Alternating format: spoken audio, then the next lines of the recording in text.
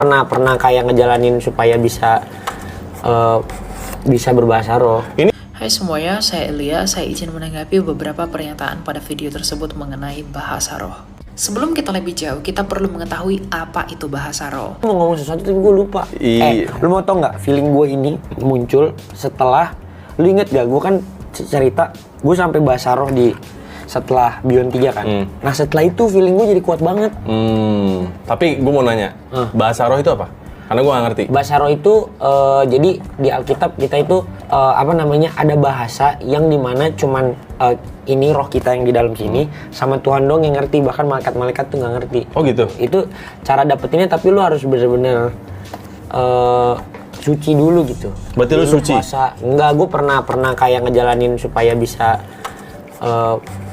berbahasa roh. Ini yang lu begini-gini bukan sih? Iya kan, gue memang berdoa, cuman gue berdoa terus tiba-tiba berbahasa roh itu tuh pasti nggak disengaja. Dulu itu nggak sadar pas itu? Gue sadar berbahasa roh tapi gue nggak ngerti. Daging gue nggak ngerti. Daging lu nggak ngerti? Enggak. Tapi lu ngomong apa pada saat itu? Yang lu inget deh, ada nggak yang lu inget? Oh, gue berterima kasih, gue bersyukur. Gue berterima kasih, gue bersyukur. Terus tiba-tiba gue mengeluarkan bahasa yang gue nggak paham. Berarti lu ngomong kayak ngasal atau bukan ngasal ya? Maksud gue yang kayak bentuknya nggak kayak bahasa. Nggak kayak bahasa Indonesia, nggak kayak bahasa Inggris. Iya. Ada yang lu inget nggak? Kata-kata satu aja atau apa gitu? Nggak ada lah. Itu berarti kayak berubah-berubah. Kayak komat kamit gitu. Iya, kayak komat kamit. Itu nggak ada yang ngerti itu. Nggak ada yang ngerti. Oh, ada yang punya karunia roh untuk bisa mengartikan itu. Yang punya karunia siapa? Biasanya kalau di gereja-gereja tim pendoa gitu ada yang punya karunia roh itu. Bahkan ada yang misalkan dia orang mana gitu, misalkan dia orang Indonesia, ya kan? Tapi dia berbahasa roh, misalkan tiba-tiba bahasa daerah belahan dunia lain, itu berarti panggilannya dia suruh misionaris ke sana. Berarti ini analoginya ya? Iya. Kalau Avatar kayak Avatar State. Iya, kayak Avatar State. Iya. Anjir, udah malu lu botak lagi ya? Iya. Kemarin mungkin karena gue stres kepencet itu. Berarti lu nggak bisa kontrol kapan lu bisa bahasa roh untuk sekarang? Sebenarnya makin tinggi bentuk iman dan rohnya, semakin sering diasah, semakin bisa dipanggil. Sekarang bisa nggak lu panggil? Dulu gue lebih fluent, sekarang nggak se-fluent. Oh, dulu malu lebih sering berbahasa roh. Iya, karena lebih banyak waktu gabutnya kali ya. Tapi lu sadar nggak waktu lu begini? Oh, gue sadar, gue berdoa, tapi maksudnya kita bisa ngerasain itu roh tuh datang gitu. Oke. Tapi lu lu sendiri juga nggak paham apa yang lu omongin? Nggak paham. Oh. Gua agak ini sih yang gua bingung pada saat itu lu tuh punya kesadaran penuh buat ngomong itu atau enggak gitu? Nggak punya. Jadi itu keluar aja. Kejadian turunnya roh dan manusia berbahasa selain yang dia ngerti itu pas lagi kejadian apa sih? Yang roh lidah-lidah api turun. Bahasa roh merupakan salah satu dari karunia-karunia Roh Kudus. Tuhan Yesus sebelum naik dan terangkat ke surga, Ia menjanjikan penolong yang lain, yaitu Roh Kudus yang keluar dari Bapa. Tuhan Yesus sendiri mengatakan, apabila Roh Kudus itu datang ke bumi ini, Ia tidak berkata-kata tentang dirinya sendiri, melainkan Ia akan memuliakan Aku, memuliakan Yesus Kristus sendiri. Artinya, ketika Roh Kudus itu datang ke dunia ini untuk memuliakan Yesus dan mengajak orang untuk percaya kepada Yesus, itu menggunakan karunia Roh Kudus itu sendiri. Yaitu dengan apa? Bernubuat, mengajar, bahasa roh, dan lain sebagainya. Jadi, secara esensial, tujuan adanya bahasa roh yang adalah karunia dari Roh Kudus itu adalah untuk memuliakan Yesus dalam tujuan penginjilan. Hal ini dibuktikan pada peristiwa di hari Pentakosta, di mana para murid dipenuhi oleh Roh Kudus ketika mereka berkumpul di loteng, dan Roh Kudus itu memberikan mereka karunia berbahasa roh. Sehingga ketika mereka berbahasa roh, orang-orang pendatang dari bangsa lain bisa mendengarkan Injil di dalam bahasa pendatang itu sendiri. Makanya mereka keheranan di dalam Kisah Rasul 2 ayat 4. Misalnya saya orang Indonesia, saya pergi ke China untuk menginjili dan saya tidak mengerti bahasa China. Tetapi Roh Kudus itu memberikan saya karunia untuk berkata-kata dalam bahasa Cina agar orang-orang di Cina mengerti Injil dari apa yang saya ucapkan itu. Itulah bahasa roh, karena tujuan bahasa roh adalah menginjili. Jadi, kalau narasumber dalam video tersebut mengatakan bahwa bahasa roh itu hanya dimengerti oleh saya dan Tuhan saja, yang lain-lain tidak mengerti, maka itu tentu saja salah. Karena tujuan bahasa roh itu adalah untuk menginjili. Kalau bahasa itu tidak dimengerti, siapa yang akan diinjili? Lagi pula, Rasul Paulus dalam 1 Korintus 14 ayat 13 menasehati kita agar ketika kita berkata-kata dengan bahasa roh, maka kita juga harus berdoa kepada Tuhan agar kita diberikan karunia menafsirkan bahasa itu, agar orang-orang yang mendengarkan kita ketika berbahasa roh dapat mengerti dan kemudian dibangun oleh kesaksian kita melalui bahasa roh itu. Loh, bukankah di 1 Korintus 14 ayat 2 dikatakan tak seorang pun yang mengerti bahasanya, dan oleh roh ia mengucapkan hal-hal yang rahasia? Tentu saja tak seorang pun yang mengerti bahasanya, tetapi tidak berarti tidak bisa ditafsirkan. Makanya Rasul Paulus mengatakan kalau kamu berbahasa roh, kamu harus berdoa agar kamu juga bisa menafsirkannya, agar dirimu sendiri dibangun dan orang lain yang mendengarkannya juga dibangun. Untuk tujuan apa? Penginjilan sesuai dengan visi Roh Kudus itu yang diutus oleh Tuhan Yesus untuk datang ke bumi ini. Dan Rasul Paulus juga menasihati kita ketika kita berbahasa roh di tengah-tengah jemaat, kita harus tentram dan tertib dan harus bergantian dan harus ada yang menafsirkannya. Jangan salahi aturan itu. Dan yang paling fatal, narasumber dalam video tersebut yang tak lain adalah Selo mengatakan, saya ngejalanin sesuatu untuk bisa mendapatkan bahasa roh. Itu adalah salah. Karena bahasa roh itu tidak bisa dipelajari atau didapatkan dengan cara apapun. Itu adalah kehendak Roh Kudus kepada siapapun ia mau memberikannya. Jadi jangan coba-coba ajar orang dengan pahammu yang salah. Jadi, apakah kita bisa berbahasa roh? Silahkan berbahasa roh, tapi lakukan dengan tertib, dengan aman, dan paling penting tidak menyandung orang lain. Dan yang paling penting, ikutilah aturan dalam kitab suci. Jangan ikuti egomu demi tren dan juga ikut-ikutan semata, tapi kuduskanlah Allah, kuduskanlah Kristus di dalam apa yang diperintahkan oleh kitab suci. Tuhan memberkati.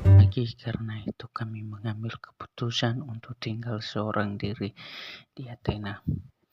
Kami mengirim Timotius, saudara yang bekerja dengan kami, untuk mengambil dan memberitakan Kristus, untuk menguatkan hatimu dan menasihatkan kamu tentang imanmu, supaya jangan ada orang yang goyang imannya karena kesusahan-kesusahan ini. Kamu sendiri tahu bahwa kita ditentukan untuk itu. Sebab juga waktu kami sama-sama dengan kamu, telah kami katakan kepada kamu bahwa kita akan mengalami kesusahan. Dan hal itu seperti kamu tahu telah terjadi. Itulah sebabnya.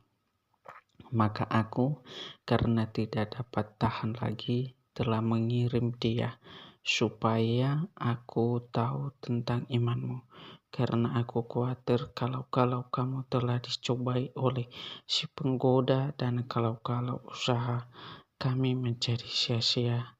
Tetapi sekarang setelah Timotius datang kembali dari kamu dan membawa kabar yang menggembirakan tentang imanmu dan kasihmu, dan bahwa kamu selalu menaruh kenang-kenangan yang baik akan kami dan ingin untuk berjumpa dengan kami, seperti kami juga ingin untuk berjumpa dengan kamu.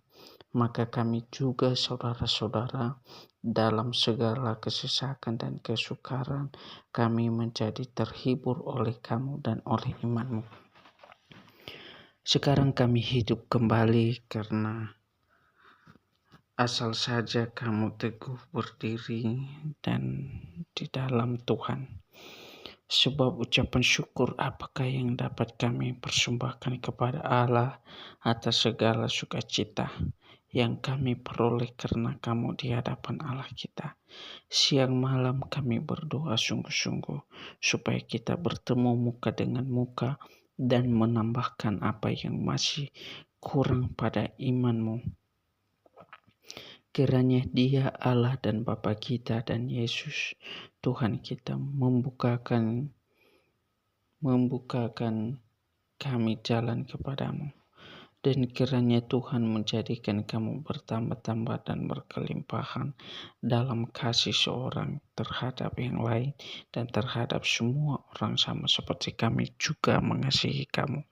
Karenanya Dia menguatkan hatimu supaya tak bercacat dan kudus di hadapan Allah dan Bapa kita pada waktu kedatangannya Yesus Tuhan kita dengan semua orang kudusnya. Akhirnya saudara-saudara, kami menasihatkan kamu dalam Tuhan Yesus. Kamu telah mendengar dari kami bagaimana kami harus hidup supaya berkenan kepada Allah. Hal itu memang telah kamu turuti, tetapi baiklah kamu melakukan lebih bersungguh-sungguh lagi. Kamu tahu juga petunjuk-petunjuk mana yang telah kami berikan kepadamu atas nama Tuhan Yesus. Karena inilah kehendak Allah pengudusanmu, yaitu supaya kamu menjauhi percabulan, supaya kamu masing-masing mengambil seorang perempuan menjadi istrimu sendiri dan hidup di dalam pengudusan dan penghormatan, bukan di dalam keinginan hawa nafsu seperti yang dibuat oleh orang-orang yang tidak mengenal Allah, dan supaya dalam hal ini orang jangan memperlakukan saudaranya dengan tidak baik atau memberdayakannya, karena Tuhan adalah pembalas dari semuanya ini, seperti yang telah kami katakan dan tegaskan dahulu kepadamu. Allah memanggil kita bukan untuk melakukan apa yang cemar, melainkan apa yang kudus. Karena itu siapa yang menolak ini bukanlah menolak manusia, melainkan menolak Allah yang telah memberikan juga Roh-Nya yang kudus kepada kamu. Tentang kasih persaudaraan tidak perlu dituliskan kepadamu, karena kamu sendiri telah belajar kasih mengasihi dari Allah. Hal itu kamu lakukan juga terhadap semua saudara di seluruh wilayah Makedonia. Tetapi kamu menasihati kamu saudara-saudara supaya kamu lebih bersungguh-sungguh lagi melakukannya. Dan anggaplah sebagai suatu kehormatan untuk hidup tenang, untuk mengurus persoalan-persoalan sendiri dan bekerja dengan tangan seperti yang telah kami pesankan kepadamu, sehingga kamu hidup sebagai orang-orang yang sopan di mata orang luar dan tidak bergantung pada mereka. Selanjutnya kami tidak mau saudara-saudara bahwa kamu tidak mengetahui tentang mereka yang meninggal, supaya kamu jangan berduka cita seperti orang lain yang tidak mempunyai harapan. Karena jikalau kita percaya bahwa Yesus telah mati dan telah bangkit, maka kita percaya juga bahwa mereka yang telah meninggal dalam Yesus akan dikumpulkan oleh Allah bersama-sama dengan Dia. Ini kami katakan kepada kamu dengan firman Tuhan kita yang hidup, yang masih tinggal sampai kedatangan Tuhan. Sekali-kali tidak akan mendahului mereka yang telah meninggal. Sebab pada waktu tanda diberi, yaitu pada waktu penghulu malaikat berseru dan sangkakala Allah berbunyi, maka Tuhan sendiri akan turun dari surga dan mereka yang mati dalam Kristus akan lebih dahulu dibangkitkan. Sesudah itu kita yang hidup yang masih tinggal akan diangkat bersama-sama dengan mereka dalam awan mengosongkan Tuhan di angkasa. Demikianlah kita akan selama-lama bersama-sama dengan Tuhan. Karena itu hiburkanlah seorang akan yang lain dengan perkataan-perkataan ini. Tetapi tentang zaman dan masa saudara-saudara tidak perlu dituliskan kepadamu, karena kamu sendiri tahu benar-benar bahwa hari Tuhan datang seperti pencuri pada malam apabila mereka mengatakannya semuanya damai dan aman, maka tiba-tiba mereka ditimpa oleh kebinasaan seperti orang perempuan yang hamil ditimpa oleh sakit bersalin. Mereka pasti tidak akan luput. Tetapi kamu saudara-saudara, kamu tidak hidup di dalam kegelapan sehingga hari itu tiba-tiba mendatangi kamu seperti pencuri. Karena kamu semua adalah anak-anak terang dan anak-anak siang. Kita bukanlah orang-orang malam atau orang-orang kegelapan. Sebab itu baiklah jangan kita tidur seperti orang-orang lain, tetapi berjaga-jaga dan sadar. Sebab mereka yang tidur waktu malam dan mereka yang mabuk waktu malam, tetapi kita yang adalah orang-orang siang. Baiklah kita sadar, berbaju cirakan iman dan kasih, dan berkotopong pengharapan keselamatan. Karena Allah tidak menetapkan kita untuk ditimpa murka, tetapi untuk beroleh keselamatan oleh Yesus Kristus Tuhan kita, yang sudah mati untuk kita, supaya entah kita berjaga-jaga, entah kita tidur, kita hidup sama-sama dengan Dia. Karena itu nasihatkan orang akan yang lain dan saling membangun kamu seperti yang memang kamu lakukan. Kami minta kepadamu saudara-saudara, supaya kamu menghormati mereka yang bekerja keras di antara kamu, yang memimpin kamu dalam Tuhan dan yang menegur kamu, dan supaya kamu sungguh-sungguh menjunjung mereka dalam kasih karena pekerjaan mereka. Hiduplah selalu dalam damai seorang dengan yang lain. Kami juga menasihatkan kamu saudara-saudara, tegurlah mereka yang hidup dengan tidak tertib, hiburlah mereka yang tawar hati, belahlah mereka yang lemah, sabarlah terhadap semua orang. Perhatikanlah supaya jangan ada orang yang membalas jahat dengan jahat, tetapi usahakanlah senantiasa yang baik terhadap kamu masing-masing dan terhadap semua orang. Bersukacitalah senantiasa, tetaplah berdoa. Mengucap syukurlah dalam segala hal, sebab itulah yang dikehendaki Allah di dalam Kristus Yesus bagi kamu. Janganlah padamkan roh, dan janganlah anggap rendah nubuat-nubuat. Ujilah segala sesuatu dan peganglah yang baik. Jauhkanlah dirimu dari segala jenis kejahatan. Semoga Allah dan damai sejahtera menguduskan kamu seluruhnya, dan semoga roh, jiwa, dan tubuhmu terpelihara sempurna dengan tak bercacat pada kedatangan Yesus Kristus Tuhan kita. Ia yang memanggil kamu adalah setia, ia juga akan menggenapinya. Saudara-saudara, doakanlah kami, sampaikanlah salam kami kepada semua saudara dengan cium yang kudus. Demi nama Tuhan, aku